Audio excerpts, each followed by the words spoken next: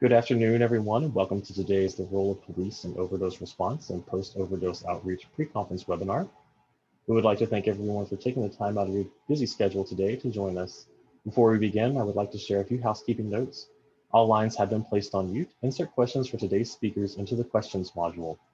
A recording of this webinar will be available within 24 hours of the conclusion of the webinar. Registration is still open for the 83rd Annual Scientific Meeting. Registration will close on Friday, June 18th. This time, I'd like to turn the webinar over to our first presenter, Dr. Alex Wally.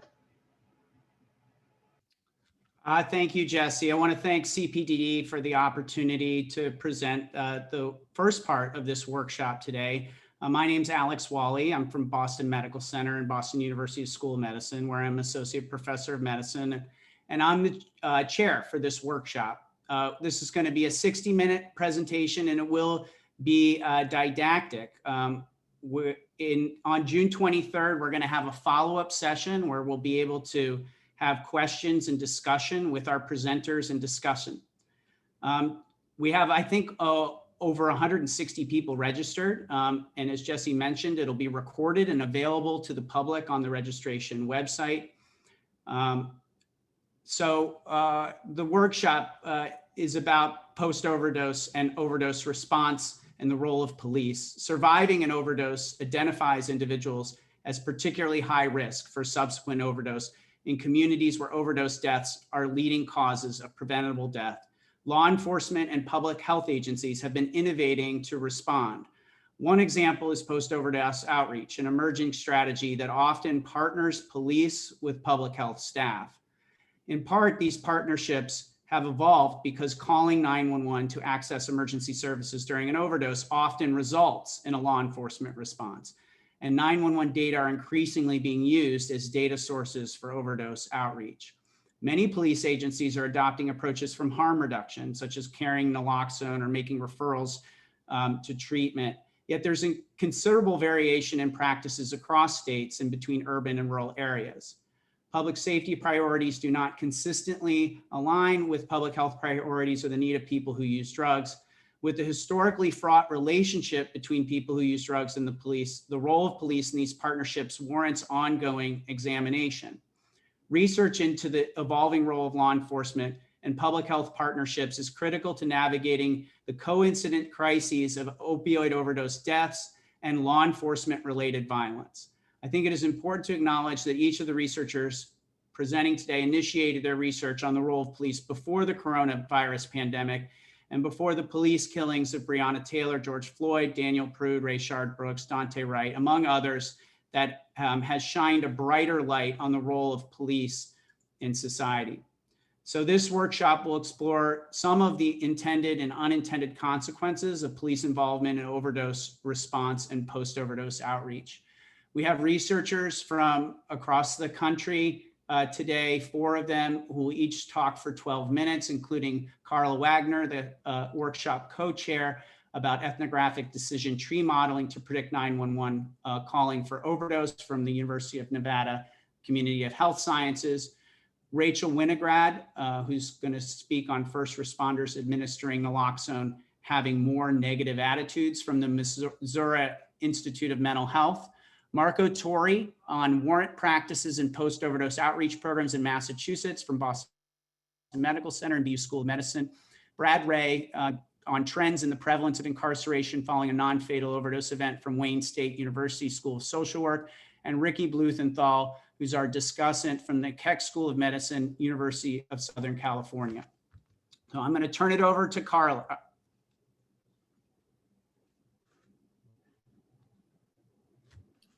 Thank you, Alex. Can you unshare, Alex? There you go.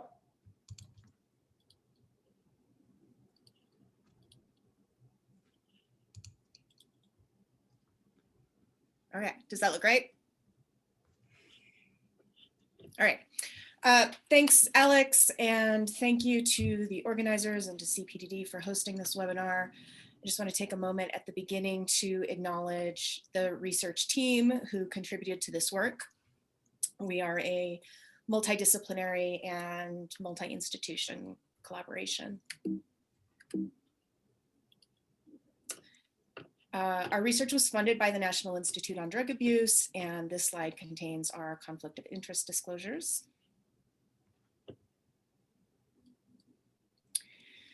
The analysis I'm presenting today comes from a larger study that was designed to evaluate the impact of a law enforcement-based naloxone program.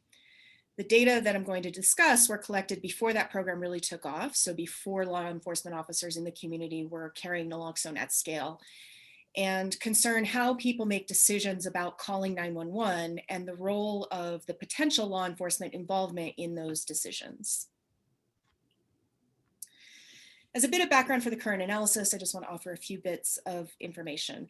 We know that layperson response to overdose using naloxone is highly effective. However, in some cases, people who experience an overdose might benefit from professional medical care. And there has been enthusiasm for the idea of offering linkage to services immediately following an overdose.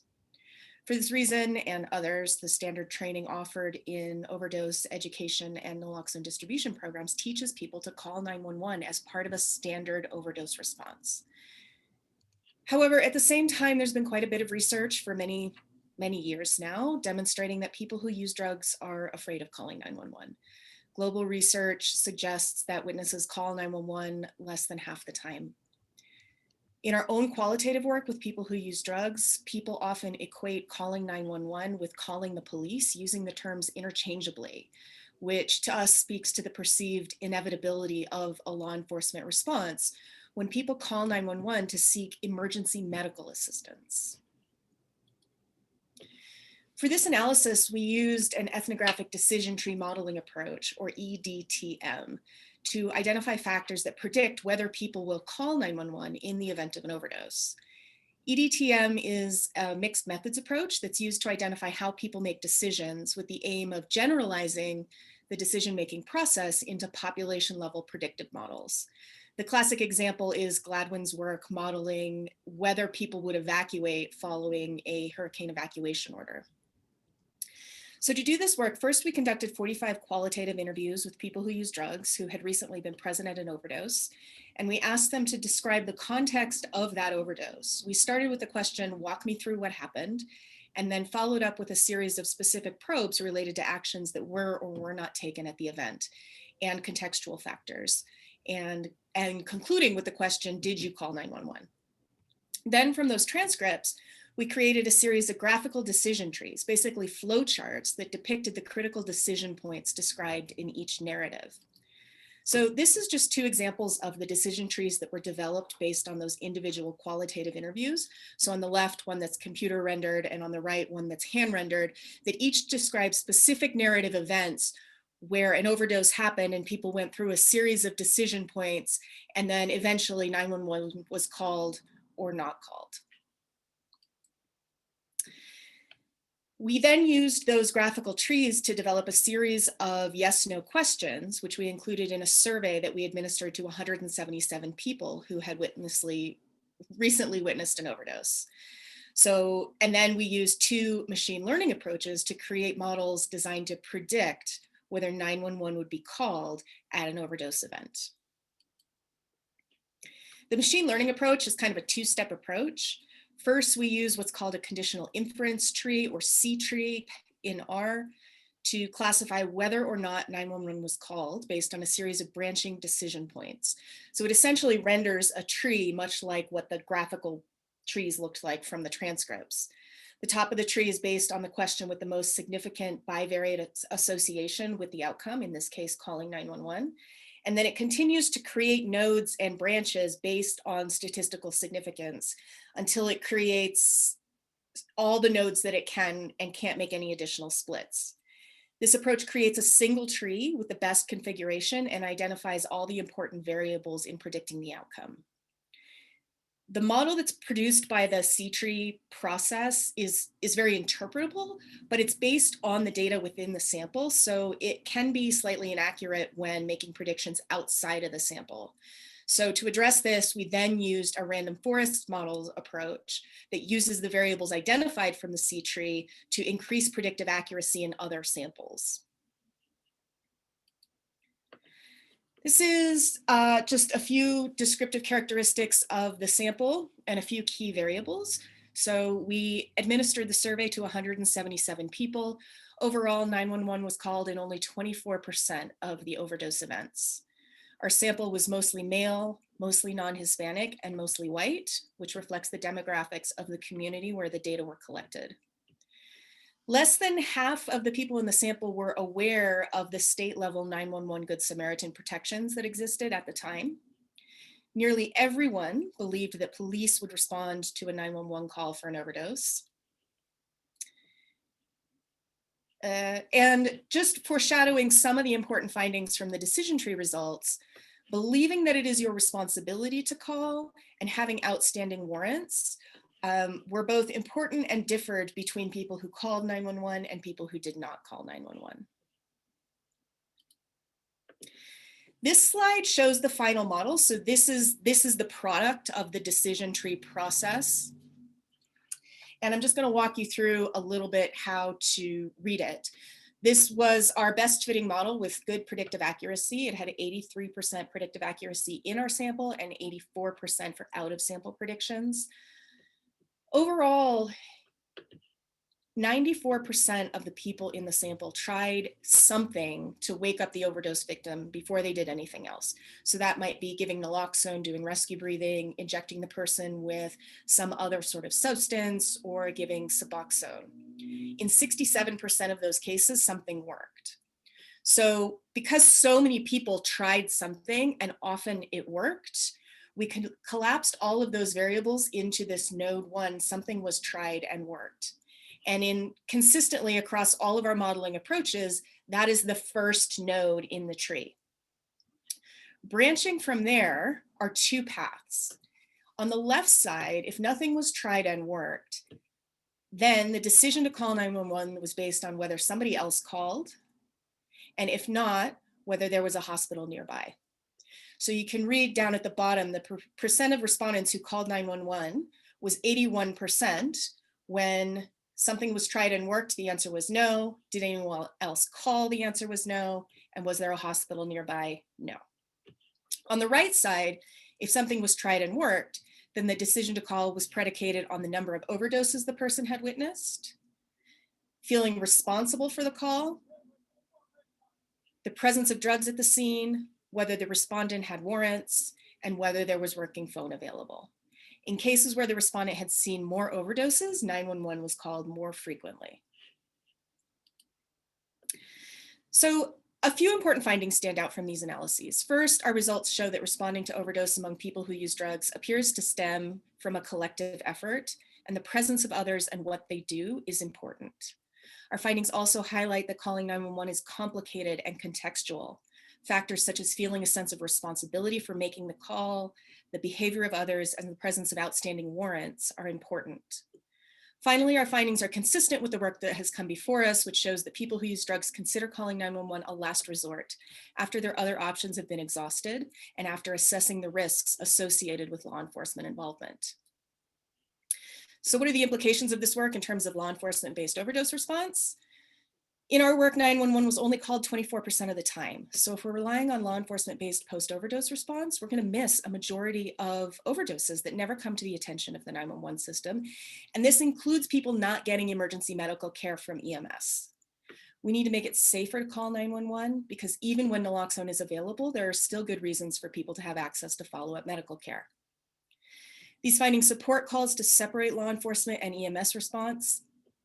However, we also need to acknowledge that paramedics sometimes want support at the scene of an overdose, and some officers are interested in providing this type of help. And in some places, officers are often first on scene, so this might not be a one-size-fits-all recommendation. Another important implication is that we've identified a short list of key decision points which could be used as the basis for modifying 911 Good Samaritan laws to be more responsive to the actual concerns that matter to the people who use drugs. And perhaps the biggest takeaway from this talk for the moment should be that we really need to listen to the perspectives and understand the day-to-day realities of the people for whom overdose response programs are developed. Without their buy-in, the interventions we design will not hit the mark. As we move through the rest of the talks, I'm hoping that we can combine the insights from all of these presentations and have some conversations about constructive next steps. So I thank you, and I leave you with the contact information for myself and my co-investigator on the project, Pete Davidson.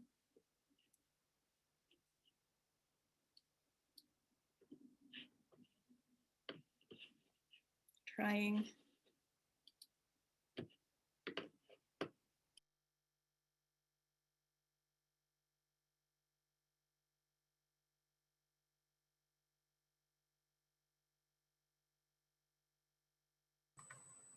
Am I next? Rachel's next. Dr. Winograd. Apologies, apologies. No problem. I'm getting my, okay.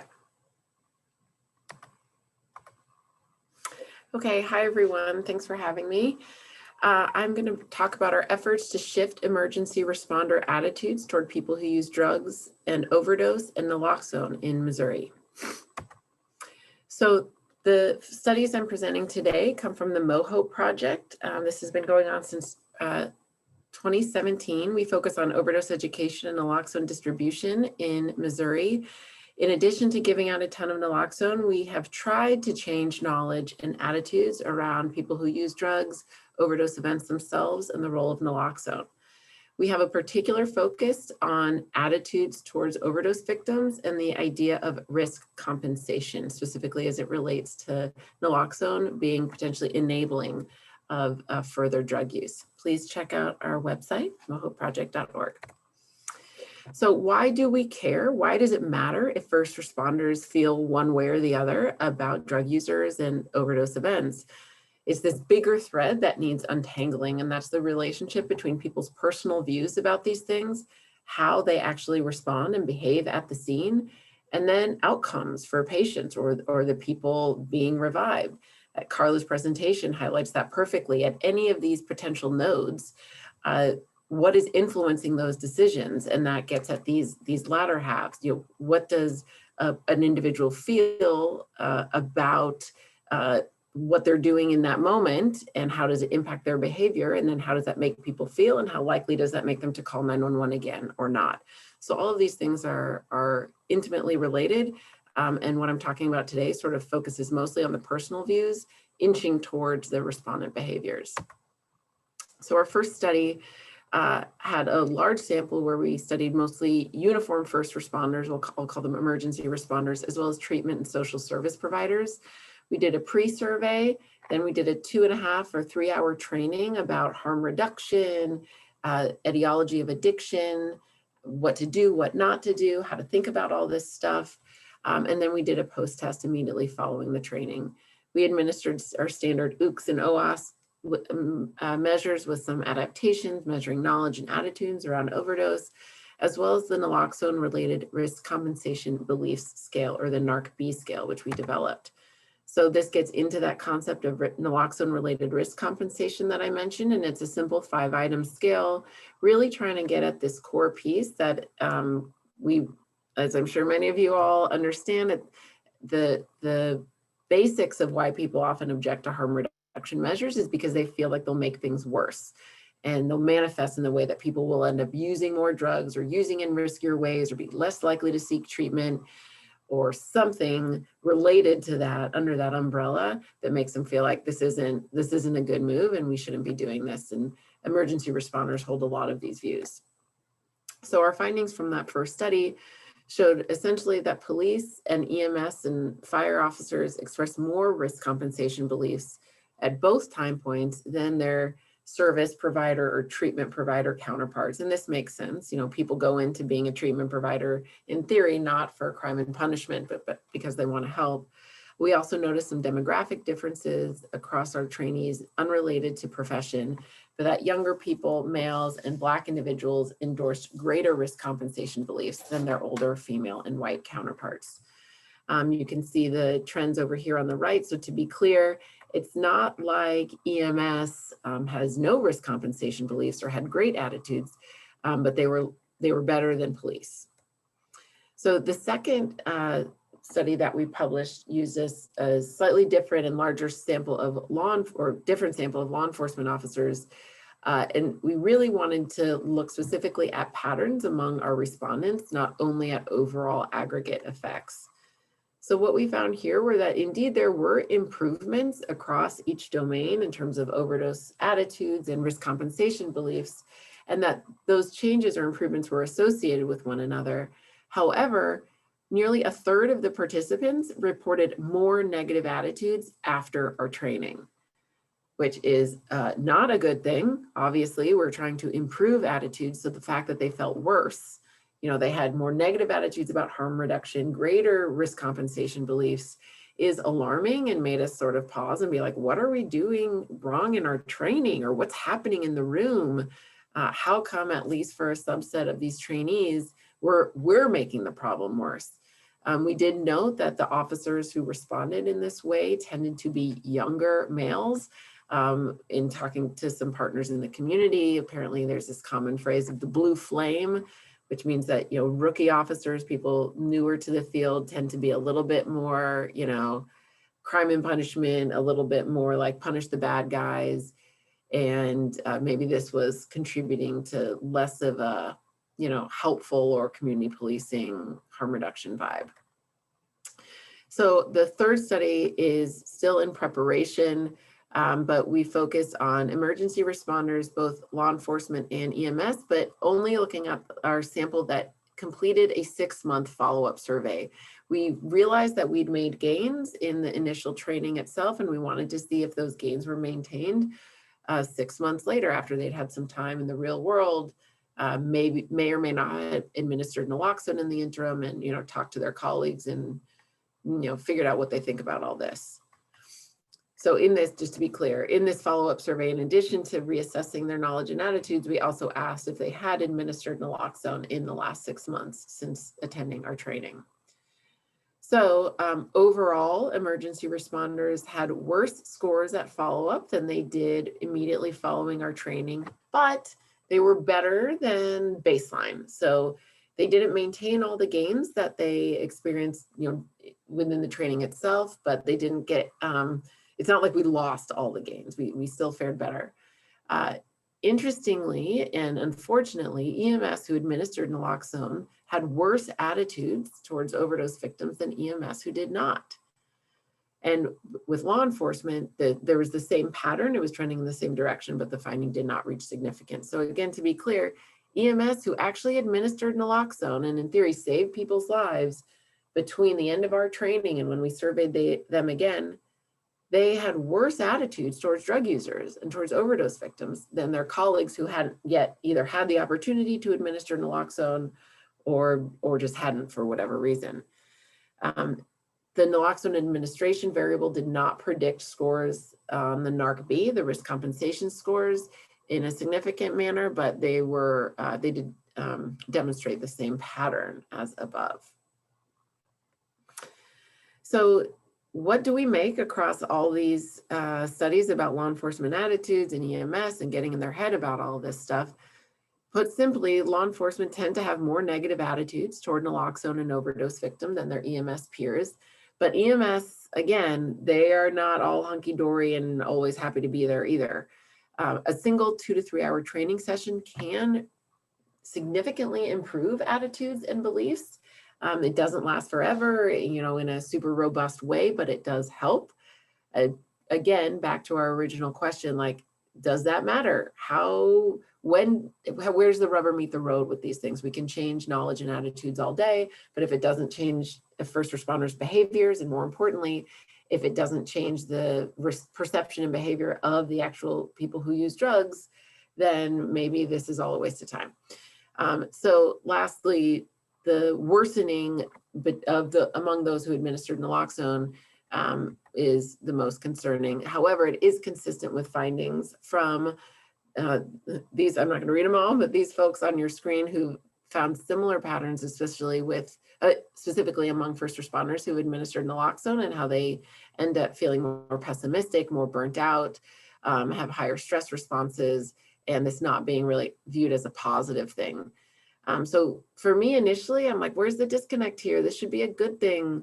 Wouldn't we think saving lives is rewarding and makes people feel better about their job? Indeed, a recent study just came out saying this feeling, at least among people who use drugs, it does feel empowering and it does build confidence to save lives with naloxone. But among emergency responders, we've seen the opposite pattern.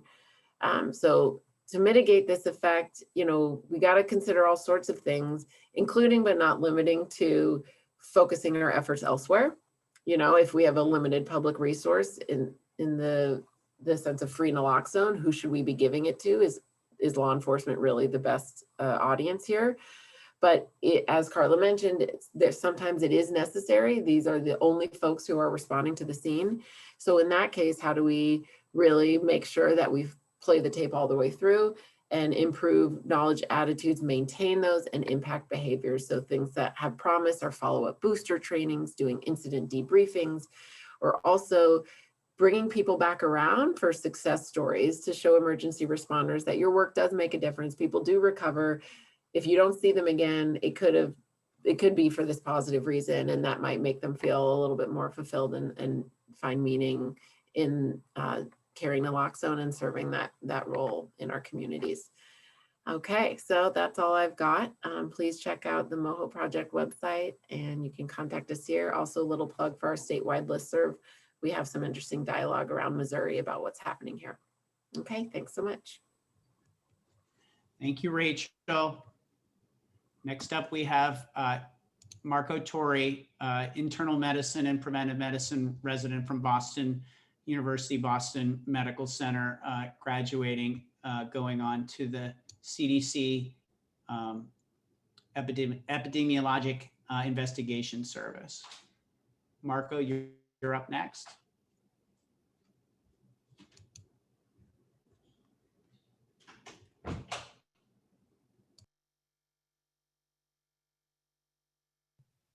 Thank you, Alex.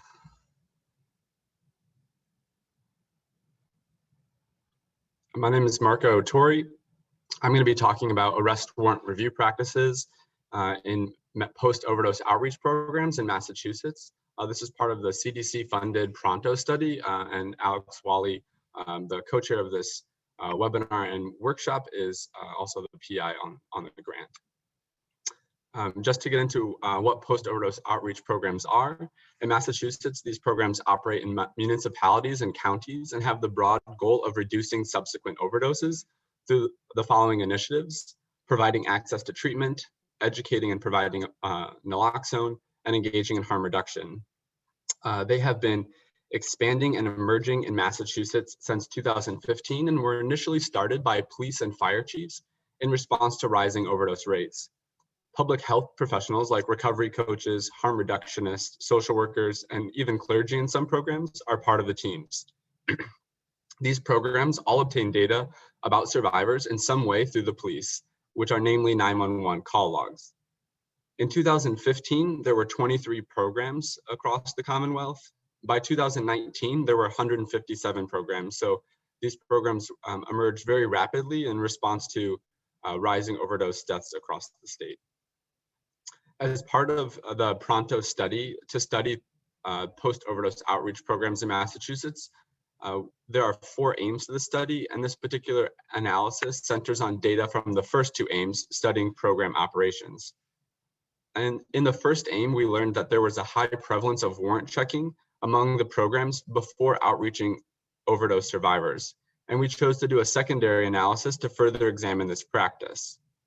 Aims of this investigation, the secondary investigation, are to characterize motivations for warrant checking and how this information influences outreach visits, and to examine different responses to discovering active warrants and implications for overdose survivors. We used a mixed methods explanatory sequential design to reach these aims. The first step was analyzing data from a statewide comprehensive program questionnaire to categorize approaches to active warrants. And we used 2 questions from the larger survey to do this. The first, which was a yes/no question, was, does your program check for warrants?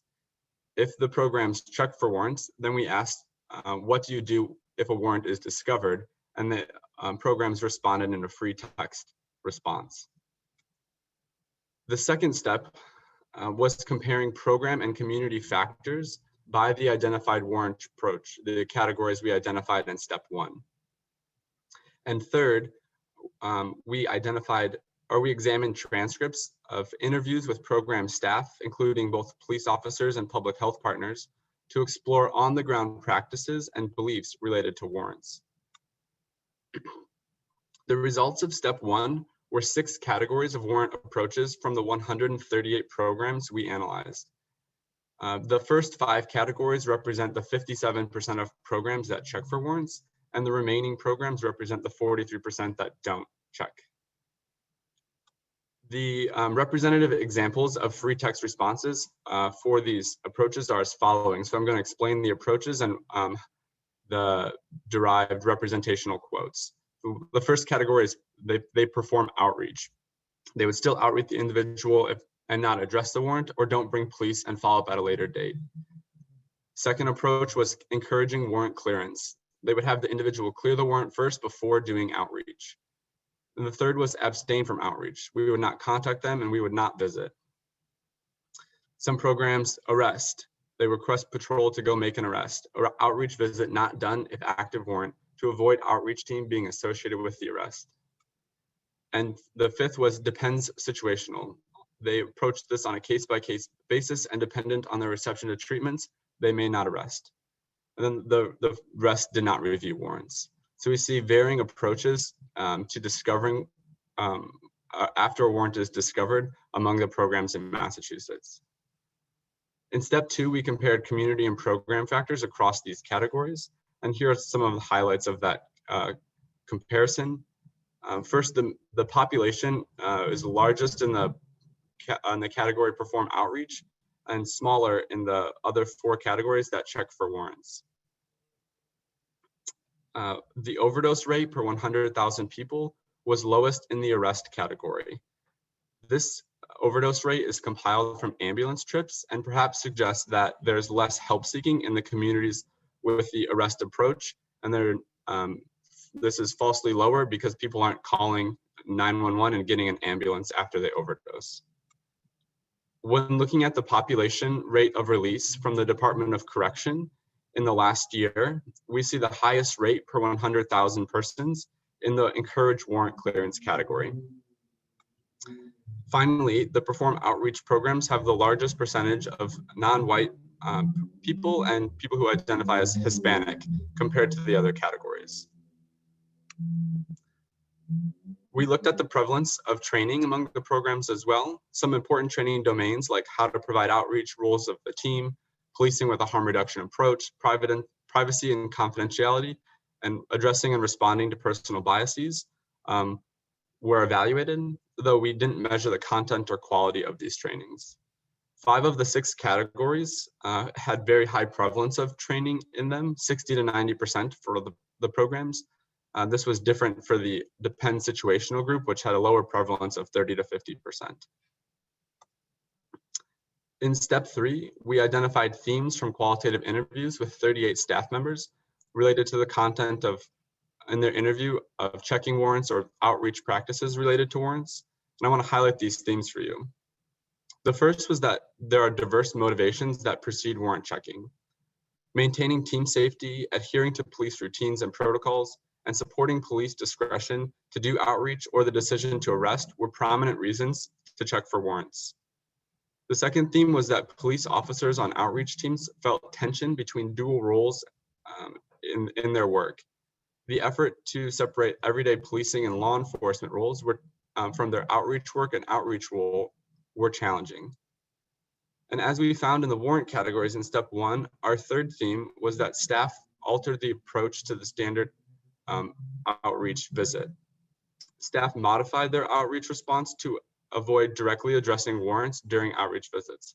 And sometimes this looked like visiting without a police member or calling overdose survivors before meeting in person. The fourth theme was that teams try to leverage warrants into relationships. They try to build trust by assisting with warrant clearancing or not arresting, but most concrete examples involve coercion. For example, a police officer would tell a survivor that they aren't going to arrest them, but then suggest that they should get treatment if they overdose again, or they need to clear their warrant on their own. I want to share 2 quotes from interviews. The first exemplifies the understanding of separation of regular police duties and outreach work and touches on safety as a motivation for warrant checking. But I think safety needs to be a first priority, so warrant checks are done before we go and conduct a visit. One, we don't want to have to go out to a house and have someone have a warrant and the police have to do their policing duties because we don't want to cross that line. So like policing and outreach have to be two separate things. So if someone has a warrant, the police have to do their jobs. So we wouldn't send out an outreach officer to arrest on an overdose because it doesn't make sense. And it's like, I wouldn't want to accept treatment or talk to someone who arrested me, even if I'd done something wrong. So yeah, we definitely want to keep that separate. While this separation is sensible in theory, our qualitative interviews showed it was difficult in practice. When we understand the often tense relationships between police officers, we begin to ask if police officer presence alone, even without warrants in the mix, is a barrier to engagement with the post-overdose outreach teams. The second quote exemplifies the alterations to warrants and using a warrant to leverage a relationship. So if the warrant was something serious, we just wouldn't do the outreach. We'd probably end up sending someone to pick them up instead, just kind of not do the follow-up. If it's something minor, sometimes we use that as a way to gain a little credibility, because we'll go there and we'll say, hey, we're here to help. And by the way, you have this warrant. Go get it cleaned up or get cleared up on your own before you're walking down the street and you get picked up. We'll try to use that to get some good faith or whatever, Though this officer has a desire to help, his words may be perceived as coercive and as a subtle threat of arrest, given the unequal power dynamic that exists between an agent of the law and a person who uses drugs. In conclusion, this mixed methods analysis shows that programs are commonly looking for warrants prior to post-overdose outreach. This is driven by police as a source of data in 911 call logs and by police involvement on overdose outreach teams. We see variable methods of responding to warrants across the programs. Our findings from both the survey data and qualitative interviews converge to show unintended consequences resulting from warrant checks. Some of these include not visiting, delaying the visit, arrests, and coercion. And though the study of outreach team efficacy is ongoing, we don't have any data to support any one approach to warrants as demonstrating better engagements with overdose survivors. And none of these approaches really deals with the conundrum and the obstacles that warrants pose. We see evidence of regular police work encroaching in outreach work, and we need to work to understand the perspectives of overdose survivors on these issues, in which this study does not address. And importantly, we're all aware of how systemic racism has differentially impacted people of color. And a limitation of this study is that it lacks granular race data to look at these differential impacts. Some final thoughts. Warrants become barriers to engaging overdose survivors. This may undermine the goals of outreach programs. Additionally, involving in warrants and outreach could lead to a chilling effect in calling 911 for help during or after an overdose. This has many broad implications for the immediate response to overdoses and for post-overdose outreach. For outreach programs, this could mean less access to treatment in their community or engagement in harm reduction practices. These barriers are entirely avoidable by not checking for warrants or separating police from outreach teams. This would spare public health staff and police officers the challenge of having to decide on how to deal with a warrant and remove officer discretion from the equation. More work is needed to determine best practices in this regard. There are many other post-overdose outreach models across the country that have addressed this by not using 911 data and not involving police. Thank you for your attention. I would like to thank my Pronto team and co-authors, and I'm looking forward to questions and discussion on the June 23rd workshop at the CPDD conference. Thank you. Thank you, Marco. Next up, we have Brad Ray, sociologist from Wayne State University School of Social Work. Brad, I'm going to turn it over to you. Thanks, Alex. So my name is Brad Ray. I'm an associate professor at Wayne State University and the director of the Center for Behavioral Health and Justice. What I'm going to do, before I lived in Detroit here, I was in Indianapolis. I was a faculty member at IUPUI and the IU system in Indiana for about 7 years, from 2012 to 2019. So what I'm going to be talking about today is sort of the evolution of some of my research around law enforcement and naloxone distribution there. I just wanted to start by giving a sense of the overdose epidemic in Indianapolis. It very much mirrors the US, but just so people can see what's going on there. Those bars in the back are the number of overdose deaths. You can see that in 2018, there was a decrease. And then in 2020, there was the highest number of overdose deaths that we recorded there. Those lines are the percentage of substances being detected in those overdose deaths. And as you can see, very similar to the US, fentanyl is really driving the overdose deaths in Indianapolis. You can see in 2014, that's when fentanyl first hit Indianapolis. And it was in the summertime. And in the spring before that is when we started working with law enforcement around naloxone distribution. And it was actually then trying to address the ever increasing numbers of heroin overdose deaths prior to fentanyl being introduced there. And I think like a lot of jurisdictions providing naloxone to first responders, it presented itself as a pathway to broader community dissemination of naloxone to laypersons. And it was eventually done through a standing order in Indianapolis. But before that, in that spring of 2014, I worked with EMS and IMPD to conduct these trainings. My friend and colleague there, Dr. Dan O'Donnell on the right, was really the brainchild behind all this. He put together the training. He went with, showed officers on how to put the naloxone kits together, how to identify overdose. And the first evaluations that we did of it were surveys with officers to get their attitudes, using the OOKS, things like that, different survey instruments, found generally positive results. Not surprisingly, officers with personal experiences had better attitudes towards it. But this was the first efforts in Indiana to provide naloxone to law enforcement. About a year and a half later, EMS, so every time police would use naloxone, they had to fill out this one-page data collection form. And about a year and a half after the program started, EMS, analyzed that data, they pulled it, they were crosswalking it against the EMS records. And there's a couple things from that study I just wanted to point out that stimulated my research in this area further. So after we did those trainings, one of the things that officers were very concerned about was folks being combative. As you can see here, that did not happen. There was one individual who was combative, and that person still was voluntarily transported. Only 2% of people refused transport, but it was this 17% arrested that really stuck with me. We did focus groups with officers asking why they would arrest, and they often would say because of warrants. When we did go to actually look at the booking data, we often saw it wasn't for warrants. It was more often for things, possession and paraphernalia type events. But what I was interested in is the 17% of arrest.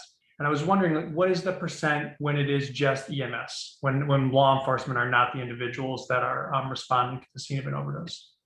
So my colleague and then postdoc, Dr. Evan Lauder, she designed a really brilliant, first of its kind, quasi-experimental study where she was looking at those first administrations of naloxone by law enforcement and created this matched group of EMS events that occurred in the same time frame and in the same district.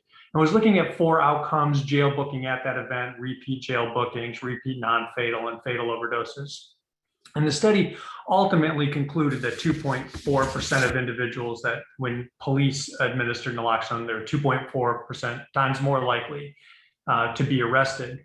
But I just put those percentages at the bottom there so you could see them. So when police responded, 14.4% of the individuals were booked into the county jail versus when EMS responded, it was 6.5% of individuals were booked into that county jail. And so this got me thinking, what are the trends there? Is that 6.5 just because of the area we looked at, the time frame we looked at? What's been happening since 2014, 2015 in this trend? And that's really the background to the study that I'm going to present to you today, looking at trends in incarceration following a non-fatal overdose event. So what I've done is I've linked 6 years of EMS records, so over 500,000 EMS records, you can see their EMS events, to about 690 jail booking events. The record linkage is conducted using date of birth, name and date of birth, with some robustness checks using gender, race, year of birth, first four of the first and last name. Any record linkage like this, it's not perfect, but I do think it provides some valuable policy insight. And I'll just give 2 other administrative data caveats here. One is I did not have the exact time of the event. So if an EMS event occurred in the AM and then the police event occurred in the PM, they would have been counted in the same day, because I was looking at when they occurred in the same day. I didn't look at, the day after at all. So everything was within that same day. And then the other caveat here is that I don't have data on when police were actually at the scene. However, following that first assumption and knowing that EMS can't book somebody into jail, I'm concluding that any of these booking events were law enforcement-based booking events. So the unit of analysis here is events, EMS events. So I'm not looking at patients or repeat events per se, but we did lose about 10% of cases to dead on arrival, persons being under 16, so they couldn't be booked into the jail, and then some people that were missing the basic demographic characteristics. So, we did lose some cases, still had over 500,000. And I wanted to look at both naloxone and overdose chief complaints. And I tried to visualize that on the right, but just so folks understand this, a lot of the overdose chief complaints are don't require naloxone, either because somebody's already administered it or because it was not an opioid related overdose event. Similarly, not all of the naloxone events stem from an overdose chief complaint. So these are not mutually exclusive or overlapping, totally overlapping categories. But as you can see, out of that 500,000 EMS events, 6.1% were overdose chief complaints and 2.2 were naloxone administrations. Once I conducted the record linkage, I found that 2.7% of all of the EMS events resulted in a jail booking within the same day. While I'm looking at events, I just thought it was worth pointing out that over a quarter of all of the EMS events that were responded to, the person at the scene had they had been in the jail data at some point. And I just thought that was notable given this population. So I first looked at some of those basic demographic differences by these event types. And so what you can see here is that patients with an overdose complaint who had naloxone administered or who were arrested on the same day were all significantly younger than the overall EMS population and were more likely to be male.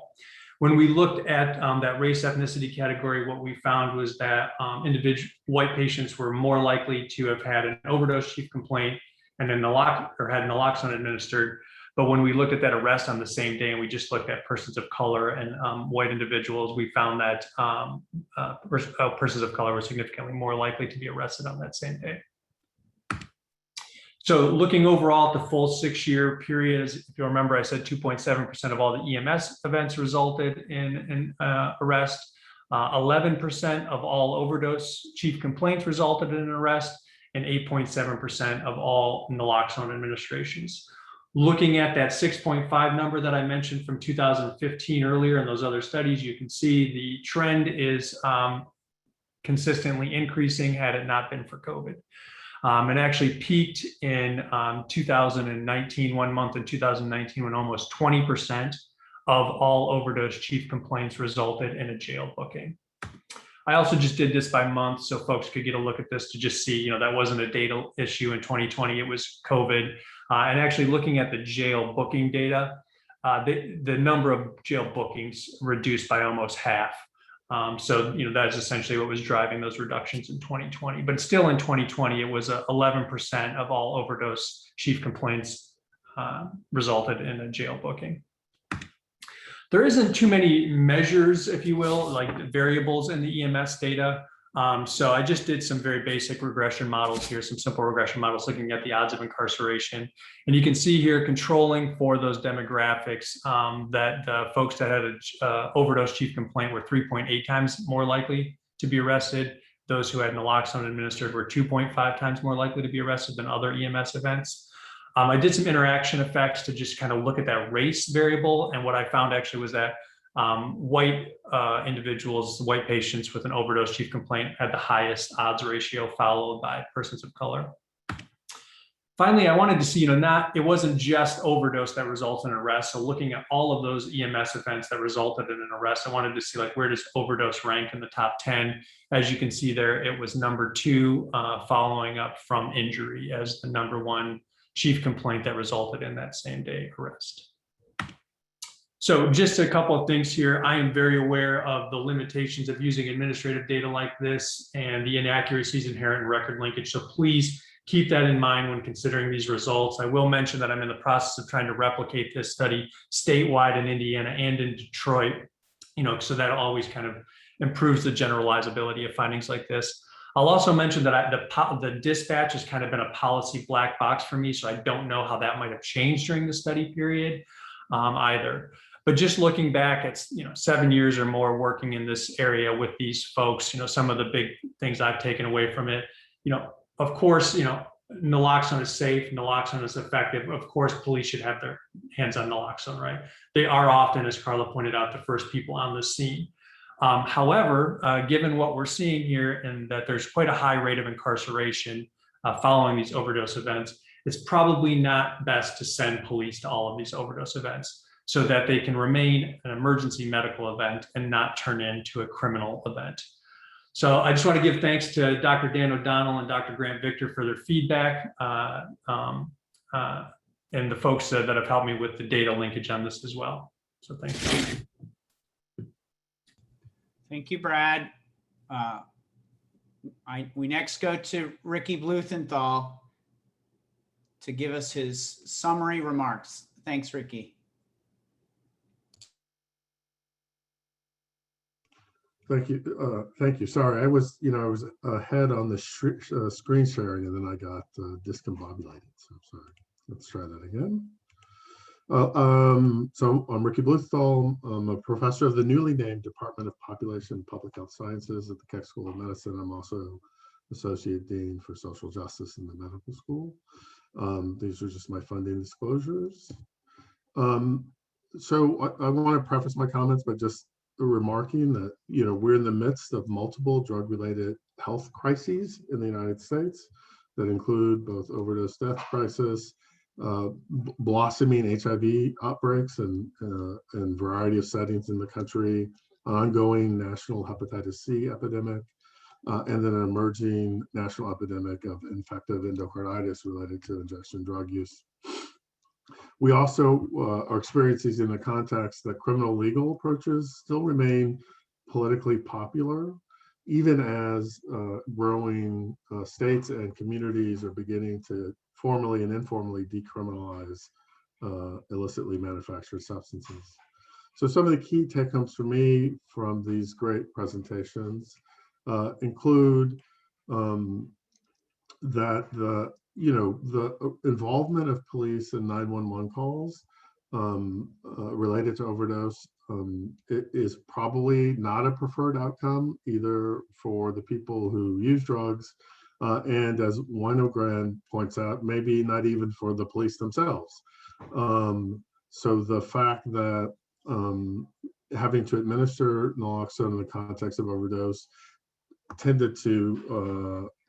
attitudes about that tended to worsen over time is concerning, although it is also worth noting that that's been seen with other populations as well. So including people who use drugs have a little bit of fatigue in terms of repeated responding to overdose incidents.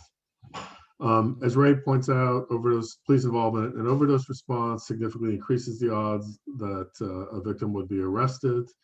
And then the involvement of police in these sort of growing post-overdose safety checks was also not recommended and not certainly regarded as welcome by the population.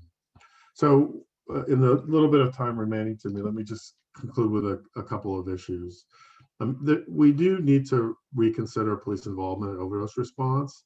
And really, I think, as Ray pointed out at the end, police should carry naloxone, and in some settings, they're absolutely essential. So in rural settings in particular, where emergency medical response is going to take a longer time and police are more likely to be forwardly positioned, obviously, it's good to have them intimately involved. So as long as they're going to continue to be involved, we do need to come up with better trainings and techniques that are going to both make them more willing to respond and then also address the moral injury or fatigue that is observed when you have to respond to multiple overdoses. And this happens with people who use drugs as well. And I think attending to the emotional consequence of first responders to these events in the context of the ongoing overdose death crisis really makes sense. So I think that's something to think about. We need to do more around alternatives to police involvement in overdose response, needless to say. The truth is, they don't have an essential role to play. And we now have, 40 and 50 years of experience documenting that criminal legal approaches are not going to solve any of our substance use disorder issues. And so we need to move to new models. It's good to know that there are a variety of things being experimented with in multiple cities, including using peer outreach workers, case managers, other medical providers. There's a lot of work going on in terms of post-overdose interventions in emergency departments now that include both medication-assisted treatment, but also going out with people into communities, and those kinds of programs exist in places like Houston, New York, Palm Beach, and Martin County, Florida. And then we have to continue to push for other things that are likely to be effective to preserve life in the context of a contaminated drug supply. And that includes safe supply interventions, safe consumption sites, routine drug checking, and then expanding access to medication treatments. I just want to conclude with one last thought. When we think about these things, I mean, we have to attend to implementation, which has always been a challenge from harm reduction services, but we also have to attend to, systematic racism. So my colleagues and I just published a paper from data from Los Angeles and San Francisco that showed that African-American Latino people who inject drugs were less likely to have naloxone, less likely to have received training for overdose prevention, and less likely to get refills for naloxone. The work that Ray showed, I think, documented there was a racial disparity in arrests related to overdose incidents. And then, of course, it's well known that incarceration itself increases the risk of mortality from our overdose for people who use opiates fairly consistently and across national settings. So let me just conclude by saying that I thank the authors for their terrific presentations and important work. And I'm very glad that I was invited to respond to this important work. Thank you very much.